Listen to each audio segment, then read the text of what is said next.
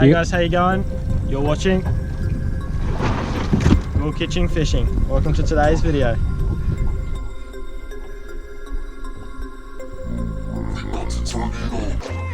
Yep. That'll be one of them.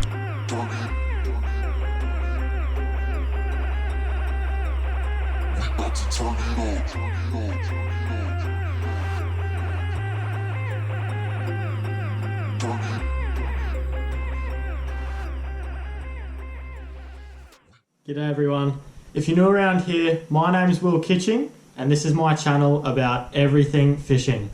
Now if you've seen my videos before, you'd know that I absolutely love my snapper fishing. Yeah, that's what we're coming for. Woohoo! There we go, now that's a nice snapper. When I've been posting those videos recently, I've been getting so many questions about how to go and do it yourself. So in this video today, we're going to go over absolutely everything, including the full technique, rigs, gear you need, bait, everything. So stay tuned. There's going to be plenty of video clips as well of me actually out there doing it to use as examples. So stay tuned for those throughout the video. Now today's video is going to be all about how to do it on bait. I've done a video in the past of how to catch them on soft plastics, doing the same thing, telling you the full technique. So I'll leave that video in the description. Go check it out as well. Before we get into this video, I'd really appreciate it if you'd subscribe for more of this, more fishing action, and also leave a big thumbs up and a comment as well. If you think it could help someone else, share it with them too. Okay, without further ado, let's get into this video. Alrighty, so first things first, let's talk about the gear that we're going to need to go chase snapper on baits. Now, with my line, I use 20-pound braid and a 20-pound fluorocarbon leader. Now you can go up to 30-pound or even 40-pound if you are chasing those absolute monster snapper, but even this 20-pound is just fine. We even catch fish over 70 centimeters on 12-pound braid when we're using soft plastics, so that tells a story in itself. Got it. Beautiful fish. On the plastic. What that? Hey, that is epic. 12-pound line. Now there are a couple of reasons why I use braid. So firstly, you can feel absolutely everything that's happening on the end of your line. Braid is very sensitive. So with snapper, a lot of the time they hit really hard and fast. So you've got to be ready to feel it straight away and click that reel into gear and set the hook. If you're using mono, sometimes you'll miss that hit. So another thing is mono stretches, whereas braid doesn't. So it's a lot easier to drive those hooks home with braid when you're setting the hook rather than with mono. And snapper do have quite hard mouths, so you've really got to set that hook well. Also, the braid is a lot thinner and sinks through the water a lot better.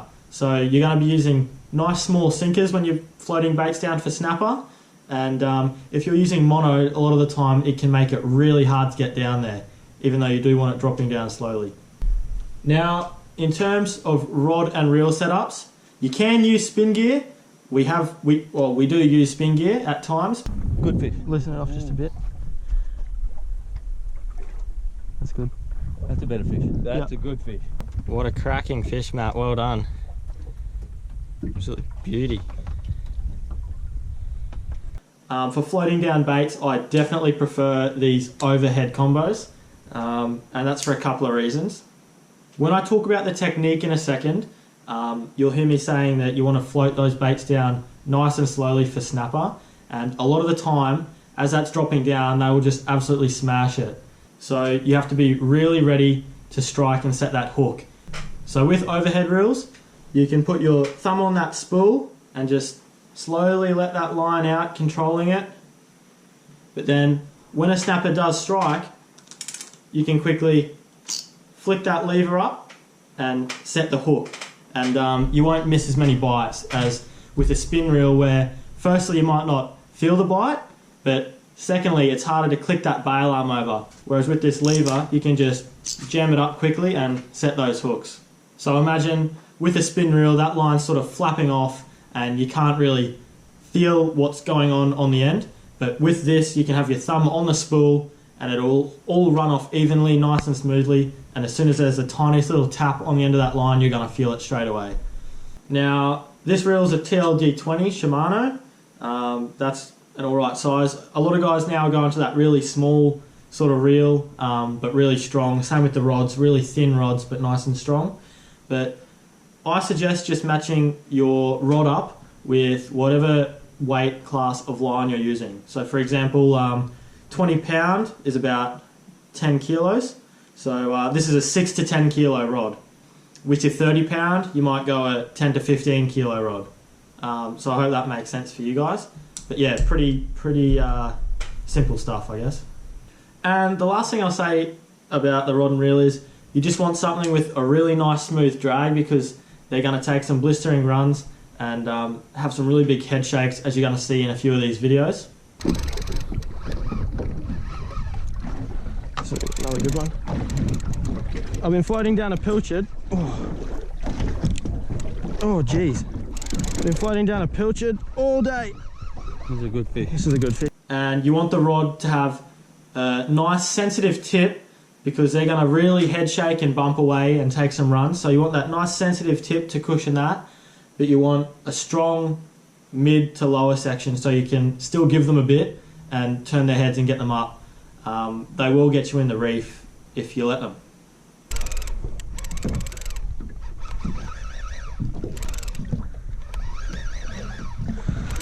This is a good fish again, but it's a good one. Good fish.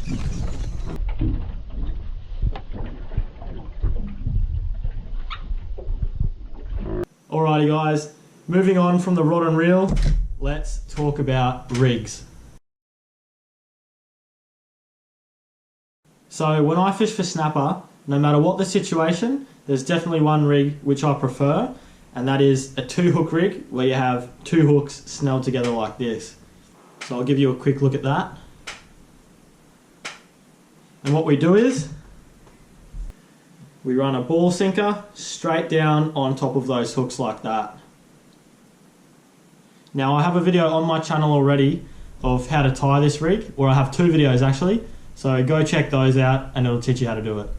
Now you can use any sort of strong hook, but they have to be strong, because snapper do have a tendency of breaking and crushing hooks. Their jaw strength is utterly ridiculous. It's actually crazy. I'll get my stuff to the rig. I think I'm going to need another hook. Look what he's done to it. Yeah, he's messed it up. He's messed it up. Look at that. Oh yeah, re-rig. It's going to take a couple of minutes to get up. I like to use just your normal J hooks or octopus style hooks in a 4.0 or a 5.0.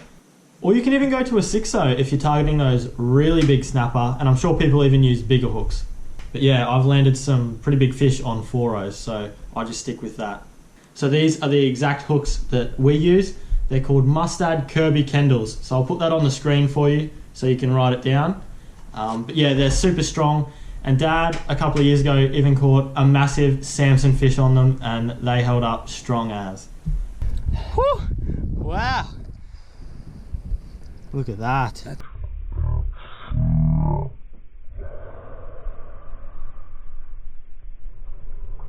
So with your ball sinker, you sort of just have to do that to suit the conditions. You still want to be getting down to the bottom, but you want to be doing it as slowly as possible. You don't want to just be rocketing down there. Or if you're fishing in really shallow water, you can even just go without the sinker and let your bait slowly float down.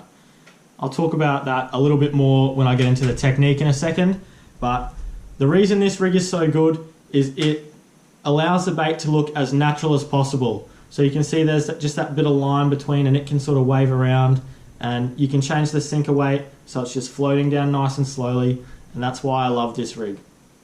Now, as well as that, this second hook doubles your chances of a hookup. It increases your hookup rate tremendously. A lot of the time we might have the snapper just hooked on that bottom hook. As you can see on the 2 snelled hooks, and that one's on the back hook only. So, or we'll have like this one in the mouth, and the other one will swing around and get them in the side. So It's just for that little bit of extra insurance. The other good thing about this rig is you can use it for sending in live baits as well. So you can just put that top hook through the nose and that other one through the back of a yakka or something and send that straight down as well. The big snapper love those. Alright, so that actually brings me on to the next topic, and that is the best baits for snapper. And obviously you can use live baits or dead baits.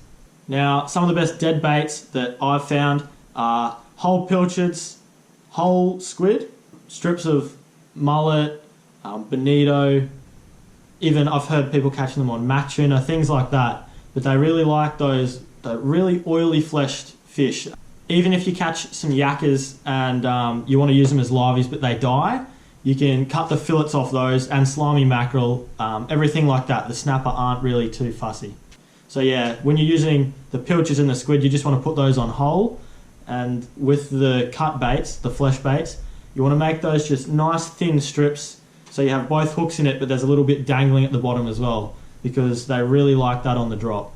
And as I said with that rig before, you want to make it look as natural as possible. So this line between the hooks, you don't want that pulled really tight, because then your bait is going to be probably spinning underwater.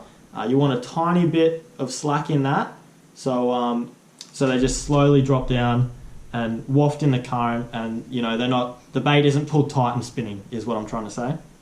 Now, if you're targeting particularly big snapper and you want to send down a live bait, yakkas are perfect, and the bigger ones will even hit slimy mackerel. We've had them throw up pieces of slimy mackerel, like the tail and head and stuff, after we've caught them when they're on the deck. So yeah, they definitely eat those as well. Now, when you're hooking on your baits, as I already sort of said before, this top hook here is going to go right through the top of the bait, just pin through it, and this back hook here is going to be through the bait down a bit further. So for example, if I was using a whole pilchard, I'd put this top hook through the eye, and then this back hook, I'd just line it up somewhere in the back and just pin it through. And as I said, leave a bit of slack in that line between the hooks, because if it's pulled tight and it's pulling the bait tight, it's going to have a curve in it and it's just going to spin. It's not going to look natural at all. It's also good to have plenty of hook exposure, because the snapper will come through and just absolutely smash that bait extremely hard. And yeah, you want those hook points to be showing. You don't want them stuffed down, hidden inside the bait. Alright, so now it's time for what you've been waiting for, and that is the full technique of how to go out there and land a snapper. So first of all, it is in winter when the snapper move into the close in reefs off the coastline in numbers and into shallower water. So from late autumn through to spring is the prime time in there. But even during summer, you can catch them out wider in 60 metres plus. So the first part that a lot of people seem to disregard actually is you want to pick a day with good weather, nice light winds, because you're going to be using the lightest sinker that you possibly can. So I'll explain that further in a second, but yeah, the first thing you need to do is pick a day with nice low winds. Even when it gets up to around 10 knots where it's still not dangerous out there, it can make the fishing a lot harder. Alright, so you've picked your day that you're going to go. Now the next thing that's really important is to make sure that you have all your gear ready, but especially all your rigs and everything tied the night before you go. You need to be ready to just put a bait on when you get out there and send it straight down first thing when you get to your spot. There's no time out there to be tying up all your rigs and getting ready and all that sort of stuff. You have to be completely ready, because the snapper bite time is nice and early. You might even want to have a couple of rigs with different size ball sinkers on them, because you never know what the conditions are going to be like until you actually get out there. So if one sinker is too light to get down there, the other one might be alright, or if one's too heavy, you might have to change it over to the lighter one. But it's good to just see which one is working when you get out there, because every day can be different. The other thing is, if your baits are frozen, it's handy to put them in a little bit of water in a bucket or something, or at least out of the esky to defrost a little bit while you're on your way out there. Now, I keep saying that you have to be prepared and you have to get out there at the right time. And that's because there are 3 main bite times for snapper, And if you're outside of those bite times, they can be an extremely hard fish to catch, or impossible some days. So the 3 main bite times are early morning, late afternoon, and tide changes. But when I say early morning and late afternoon, it's literally right on dawn and dusk. After the sun comes up in the morning, they can absolutely switch off in the shallower water, and even out wider some days. I'll show you a quick video clip here showing how early you have to be there to get the bite time. That's not a bad start to the morning. First drop, got a 40-45. It was too dark to film it, literally first drop. The sun is not even up yet. So my favourite bite time is in the morning, because even after the sun does come up, you still have a little bit of a chance to have a crack for them. But in the afternoons, you only get, you know, a short window, and then once the sun sets, usually they go off. So yeah, it's a bit the same in the morning, but at least you can push a bit wider into deeper water, and they'll still be on the chew a little bit later into the morning if the weather permits you to go out there and do that. If you can line up a tide change in the early morning, or I guess even in the afternoon, that is ideal, but especially early in the morning, that can lead to a really, really hard bite. Fish on the drop, on the drop, on the drop. Big snaps. Big snap, I reckon. Snaps, mate. This is on 20 pound, and that's wow, some good runs. Premier, that's a TLD 20. Yeah. Yeah, that was a good run, bro. He's schooling me here. He is too. Not a bad snapper? Not a bad snapper, mate. He's just let a few bubbles out. Yeah. I'll just ease him in. Just ease him up. You're on. Ease him up. Oh, and I'm on 2 now. Oh, I got one. Right, you got one? Yeah, I'll hold this. Oh. Go for it. I got this. You're on. Mine's not real big. Mate, that's a legend That's fish. a good fish. Yeah, boy. Well done. Yeah. Yeah, so there's pliers. Oh, dude, I'm on it. Two. You want that in? They've taken this. That's the jig. That was the jig. That's a good fish. That is a good fish, that one. Yeah, we got. That's a good. Hang on, I'll crank this one in. Yeah. Far out, man. Yeah, just get him in. Oh, here's a little panty. Here's a legal one, yeah. He's legal. So what I'm going to do, I will. All right. I'll leave this one here. Yeah, just drop him there. Here he is. Here. Good fish. He's all right. Yeah. Oh yeah, he's all right. He's all right. Wow, dude. And that was on that jig. Yep. On the slider jig. So he's not a bad fish. Yeah, boy. Good stuff. Yeah, man. Three lines out, 3 legal fish in the boat. So as I said, it is really important to be there at the right time. We've actually been heading out in the dark and starting to fish before first light, because we know we only have a short window at them, and then after that sun comes up, they've been going off the chew completely. If we are fishing in shallower and the bite stops because the sun comes up, if the weather permits, we do try to head wider into around 60 metres or more, because when it's a bit deeper out there, it takes a little bit later into the morning when that sun comes up for them to go off the bite, and a lot of the time you'll go out there and they'll still be biting a little bit later into the morning. So you've got out there at the right time and you're out at your mark, but now what do you need to do?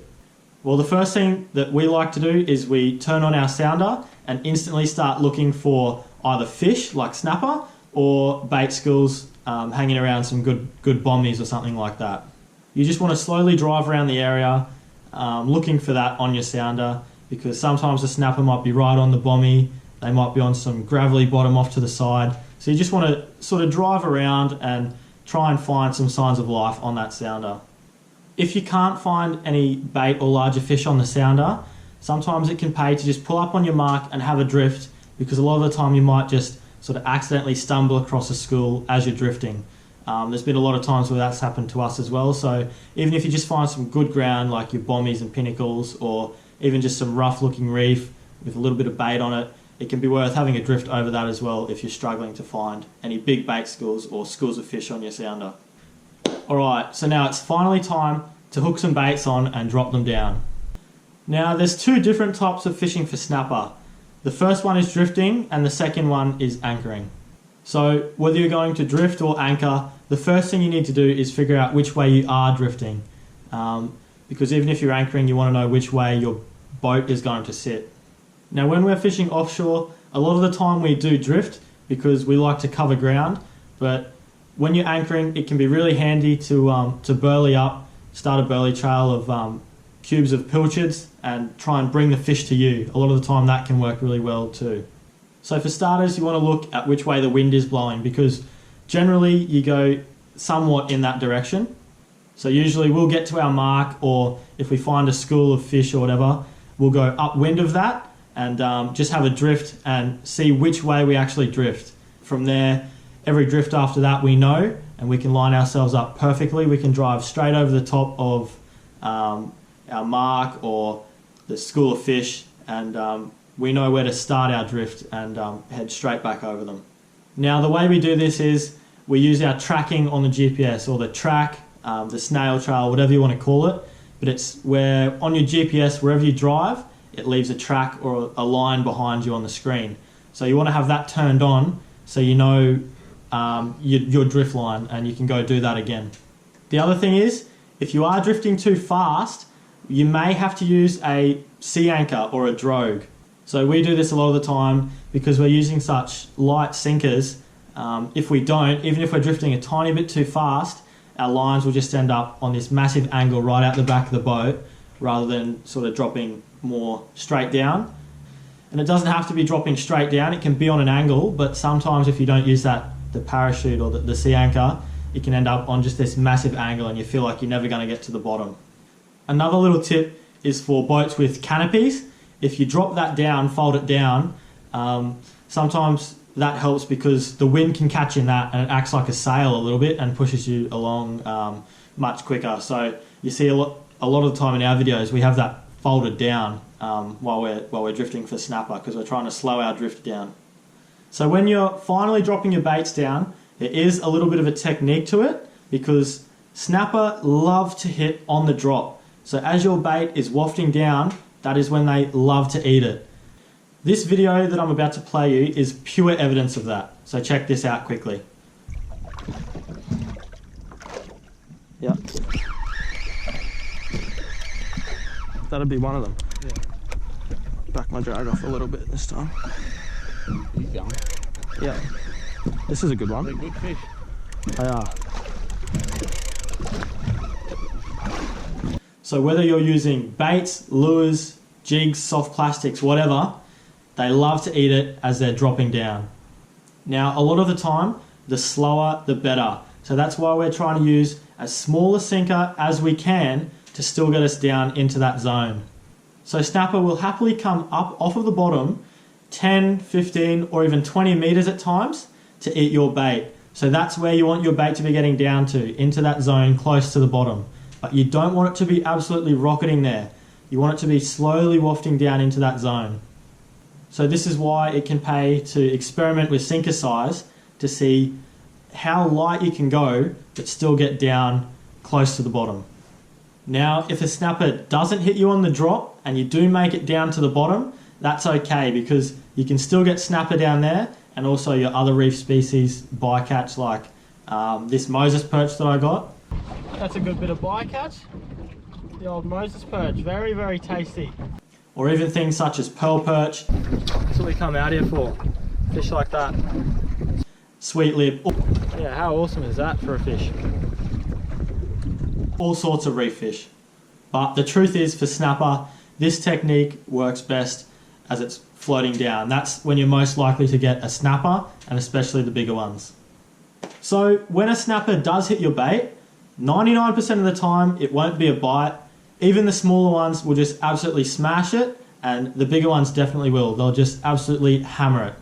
So when you're dropping down, you've got to be ready at all times to click that reel into gear and set the hook, because it happens really fast. They'll just slam it out of nowhere, and if you're not quick enough flicking your reel into gear and setting that hook, you can miss them.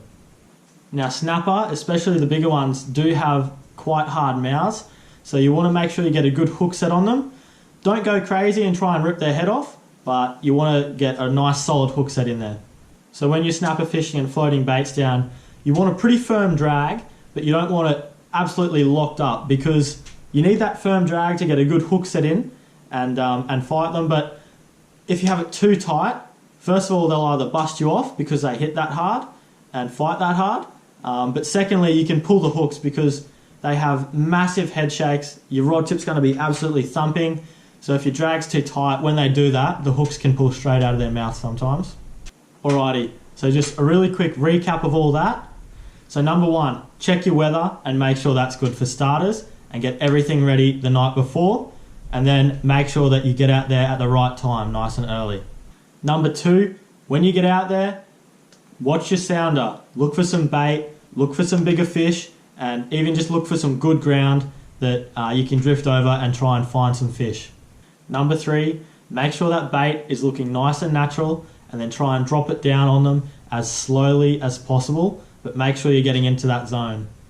Alrighty, next, make sure that you're ready to set that hook if one grabs it, and make sure that you've checked your drag so it's not too tight. The other thing that I quickly add is, don't forget to check your regulations, so your size limit, your bag limit and boat limit, and your closed seasons, all that sort of stuff, all the rules and laws around snapper before you go targeting them. With snapper fishing, you'll learn something new every session and every season. It's the greatest feeling when you go out there and start to put all the puzzle pieces together and get onto a few and start to learn more about the species.